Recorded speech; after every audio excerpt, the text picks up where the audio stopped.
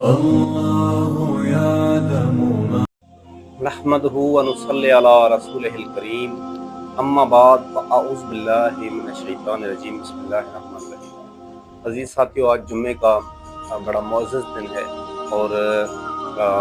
مومن کا جو ہے وہ مومن کے لیے یہ خاص دن ہے۔ آئیے سنتے ہیں یہ حدیث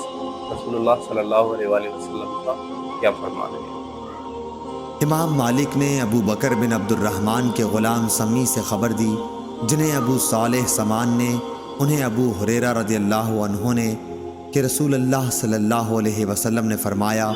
کہ جو شخص جمعے کے دن غسل جنابت کر کے نماز پڑھنے جائے تو گویا اس نے ایک اونٹ کی قربانی دی، اگر اول وقت مسجد میں پہنچا،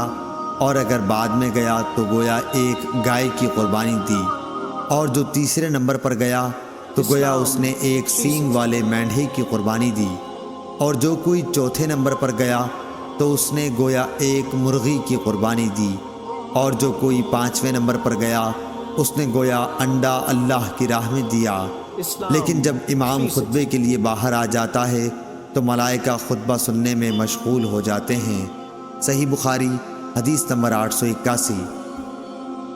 حرمی بن عمارہ نے خبر دی، انہوں نے کہا کہ ہم سے شعبہ بن حجاج نے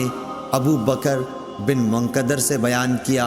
انہوں نے کہا کہ مجھ سے عمرو بن سلیم انصاری نے بیان کیا، انہوں نے کہا کہ میں گواہ ہوں کہ ابو سعید خدری رضی اللہ عنہ نے فرمایا تھا کہ میں گواہ ہوں کہ رسول اللہ صلی اللہ علیہ وسلم نے فرمایا کہ جمعے کے دن ہر جوان پر غسل، مسواک اور خوشبو لگانا اگر میسر ہو ضروری ہے۔ عمرو بن سلیم نے کہا کہ غسل کے متعلق تو میں گواہی دیتا ہوں کہ وہ واجب ہے،